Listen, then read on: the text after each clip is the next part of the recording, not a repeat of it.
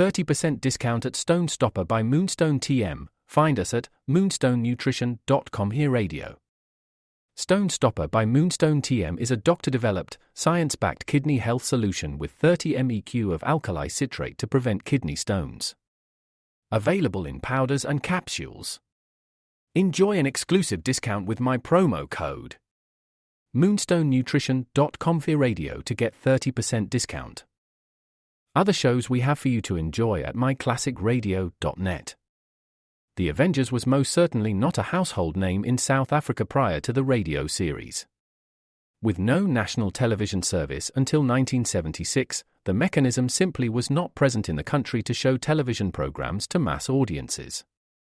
While many other countries reveled in the filmed adventures of John Steed and company, South Africa was not equipped to join in the fun. The series took Britain by storm and made a major impression in the American markets, being that greatest of rarities, a British series given a network transmission slot. However, as a film series, rather than a videotaped one, The Avengers was able to gain a modicum of exposure in South Africa through film rentals. Come and listen at myclassicradio.net.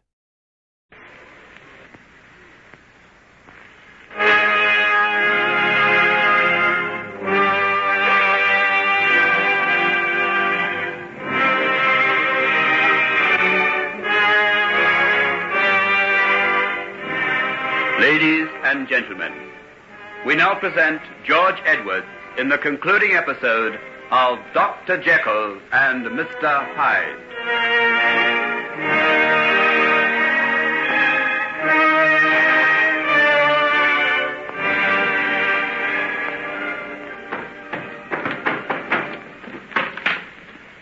We'll soon know now. See the lock's beginning to give. Oh, Helen, won't you please go? There's nothing you can do. I can see the end. Please, you must let me stay. You must. Have your guns ready, men. Look out he doesn't try to rush through. What are they going to do? They won't shoot him down. Come on, Hyde. In you come. Come on, right in. Look, what's the matter? There, on the floor. Oh! I thought he would. Dead. But look, sir. That's not Edward Hyde. What do you mean? Don't you see, sir? That's a big man. Hyde was little more than a dwarf. That body lying there is Dr. Jekyll. By heaven. I believe you're right. Inspector, did you hear that? Yes. Come along. Let's go and make sure. Watch every entrance, men. Hyde must be somewhere in the building still. Search it from top to bottom. Yes, sir. Yeah. What is it, Doctor? Is it murder? No. I don't think so. Don't you see that glass lying near his hand? Smell of almonds. The odor of one of the most deadly of all poisons. He knew what he was doing. We searched the old place, sir. There's not the slightest trace of Hyde. But that's impossible. We heard him in this room. He must have got out by some secret door. Are you certain he hasn't slipped through the cordon? Well, there hasn't been the slightest sign of him, sir. There's a man stationed every few feet. If you'll excuse me, Doctor, I'll have to go and see about this. Yes. Yes. Go along. We'll stay here until you come back.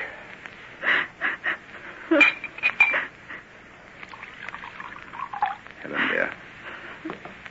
Drink this. There. And now, my dear, won't you sit down? Why, there's a letter here. Addressed to me. Then read it. I think I know what you'll find written inside. And it seems right that you should read it here, in this room. The place where he made his experiments. The scene of his terrible triumph. And his terrible death. You make me almost afraid to read. But you must. It's the last chapter in the life of your friend. You must know it. Very well, then. You, my dear friend, when this shall have reached your hands, I shall have passed beyond the scope of mortal friendship, and of mortal pain. But because I know the bewilderment and the terror which the act I contemplate will arouse in you, I feel it my duty to tell you the full story of my distorted life. As you know, I was born to a large fortune, endowed with enough graces and distinctions to render life unusually fortunate, and with every guarantee of an honorable and distinguished future. Young Markham, I think, marked the start of that dreadful path which has led me to this tragic end. If it hadn't been for you, I'd never have gone there. Never have spoken to those girls, never drunk their beastly wine. But you wouldn't tell the head, Markham. I would, Jekyll. Good heavens, Jekyll. Why are you looking at me like that? What's come over you? Don't stare at me that way. Your eyes. What's the matter with your eyes? Keep away. What are you going to do? Don't bare your teeth like that. You're a cannibal. Jekyll, don't. Don't. Keep away from that window. Keep away, you fool. Even you, my dearest friend, never knew the truth about Hetty Wilson. I don't know why I didn't die. That's the truth. I thought about it often enough. I went down to the river once, but there was always the hope that there'd be a letter next day, or I'd see you in the street. You wondered how it came that I was with our old master, Professor Harriet, when he died, and what bond there was between us.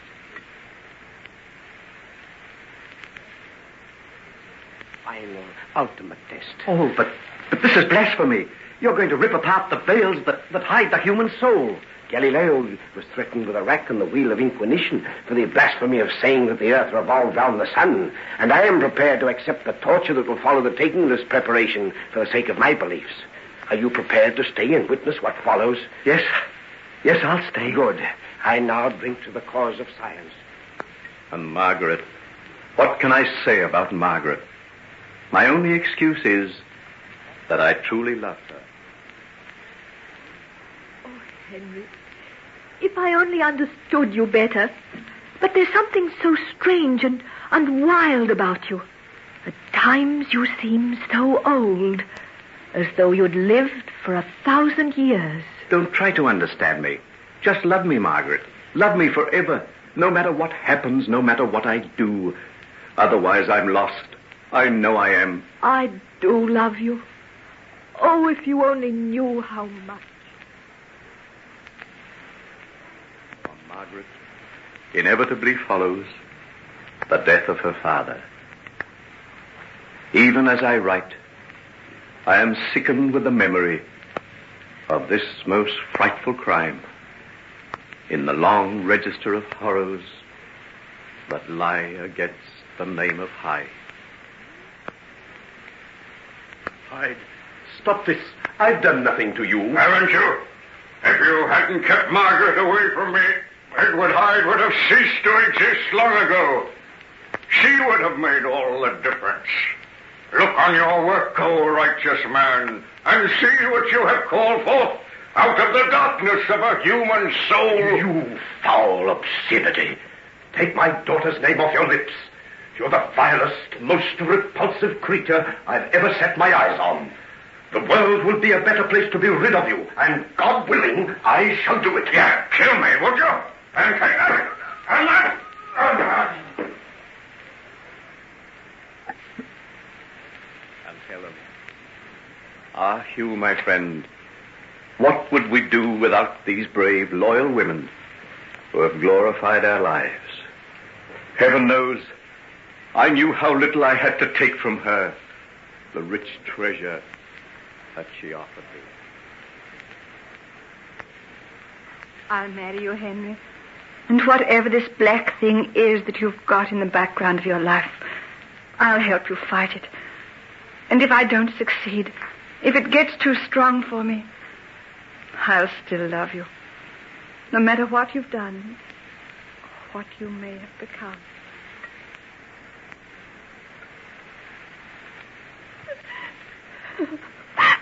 Please stop. I can't stand any more. There are only a few more lines. I think you ought to hear them, Helen, dear. Go on, then. You will see by the terms of my will, which I enclose, that provision has been made for you to maintain the clinic and to increase its staff enough to enable you and Helen to cope with the many sick and needy ones who constantly besiege its doors.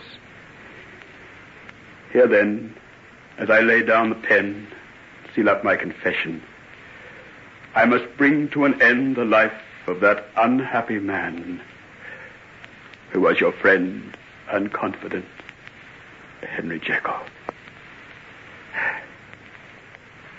This letter is written in his hand. His body lies before me. Yet I can't believe. I know. I saw the terrible transformation take place before my very eyes. And even I can't believe. If I make this confession of his public, no one will believe it. They'll say it's the ravings of a madman. We can't do that. Let his secret die with him. There's the fire. All you've got to do is put it in. Have we the right? Henry Jekyll made a great discovery. Perhaps one of the greatest of all time. Someday the dark experiments he made may reach perfection in the hands of other men. It may be that the forces that destroyed him because of his imperfect knowledge may be the means of conferring immeasurable benefits on some suffering wretches who would otherwise be doomed to insanity and death. In the realm of science, nothing is impossible. Those were his very words. Yes. Who are we in our ignorance to condemn him? Who are we to dare destroy the records of his life? What shall we do, then? I shall keep this letter. And I'll search this laboratory for every scrap of data, every record he ever made. Professor Marriott passed on the secret of his work to Henry. I must find someone who is worthy to receive the trust from him. Yes. Yes, I think you're right. And now, we'll cover this beloved face for the last time. Turn down the lamp that shed its light so steadfastly on the dark agony of his experiments. And close the door of this little secret room that saw the best and the worst of Henry Jekyll and of Edward Hyde. May God have mercy on his soul. Amen.